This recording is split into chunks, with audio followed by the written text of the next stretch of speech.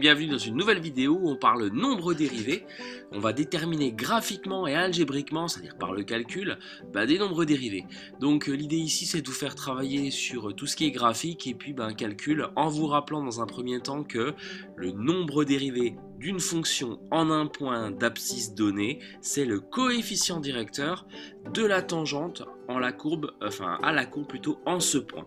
Donc on focalise sur les coefs directeurs de tangente. Et comment trouver des coefficients directeurs de droite? Eh bien graphiquement, en utilisant le décalage, vous savez les fameuses hauteurs de marche d'escalier, vous faites un carreau horizontalement, pas un carreau, plutôt une unité je devrais dire, et puis vous faites votre décalage vers le haut ou vers le bas pour atteindre votre droite. Et donc le coefficient directeur, que je ne vais pas nommer A ici puisque A c'est plutôt l'abscisse du point, je vais l'appeler M, et bien c'est cette chose là. Donc graphiquement voilà ce que ça donne, et puis donc par le calcul je vous rappelle que c'est YB moins YA sur XB moins XA, sachant que A et B ce sont deux points donnés de la droite. Donc je vous laisse travailler là-dessus, on en reparle dans 2 secondes. Alors, dans le premier exemple, vous avez la tangente à la courbe représentative de f de x égale 1 sur x moins 5, on définit en 5 donc, d'où une courbe en 2 parties, au point grand A, qui est ici, d'abscisse 3. Donc le petit a en question, c'est 3. On focalise sur ce point, vous avez vu que la tangente et la courbe sont presque similaires, en tout cas on peut imaginer qu'en zoomant elles se confondent. Et donc comment faire pour obtenir le nombre dérivé en 3, qu'on va écrire d'ailleurs f' de 3? Et par lecture graphique, on va déterminer le coefficient directeur de la droite. Alors, si je pars de là, je vois que si je décale d'un carreau, c'est pas évident à lire, on voit déjà qu'il est négatif, normal vu que la droite est décroissante.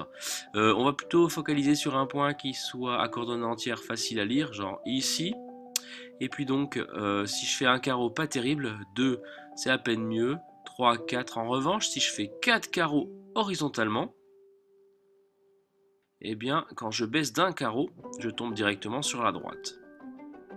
D'où un coefficient directeur de moins 1 sur 4, moins 0,25. Donc le nombre dérivé en 3, qui s'écrit f' de moins 3, c'est un quart.